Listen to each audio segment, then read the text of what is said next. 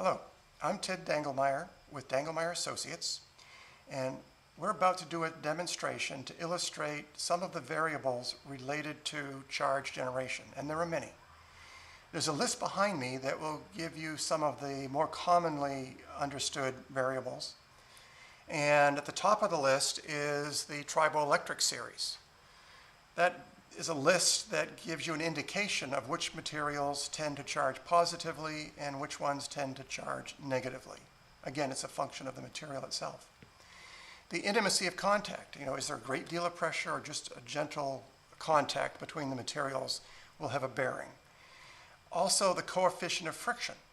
What is the surface morphology? And will that tend to create high levels of friction and therefore higher levels of charging? The rate of separation has a bearing on it, as well as the charge recombination that would be influenced by whether the materials are conductive or not. Relative humidity is a big one, and that's one that most of us are aware of, and it appears in many documents as required method. What we're going to show you is a subset of these, and we're going to use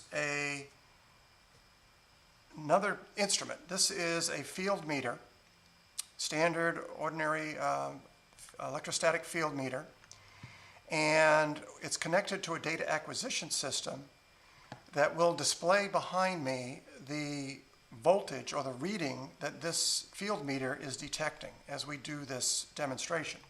I'm going to start the equipment. You'll start to see the line proceeding here at 0 as one would expect. What we're going to do is we're going to take these two discs and measure their potential with this field meter. Now, holding this over it, we see that the plate, this plastic plate, has some level of charge on it. The metal disc has a little bit, but not much. So what I'm going to do is I'm going to turn on this ionizer to remove that charge from both discs. So again, we're going to get both discs at 0 potential. And we see now when I bring them near the field meter, there is no charging. So what I'm going to do here is I'm going to just rub these two together. And you can see I'm not covering the whole surface. Now watch what happens when I bring the plastic here. It actually went off scale. So let me put that back on scale. Now that's over 12,000 volts.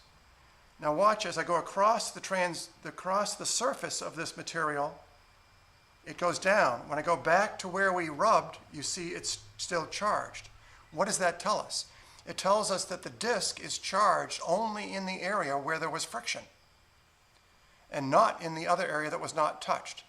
If I do the same with this plate, you see it's in the opposite direction. And if I can hold it at a consistent distance from the meter, you'll see that the reading across the full width of the disc is the same. The variation that you see here is really just the distance from the meter. So what's the message here? Well, the message is that when a metal object gets charged, the potential distributes across uniformly on the surface. If it's an insulator, you can expect there to be pockets of charge. In this case, just where we made contact is where it was charged. And thank you.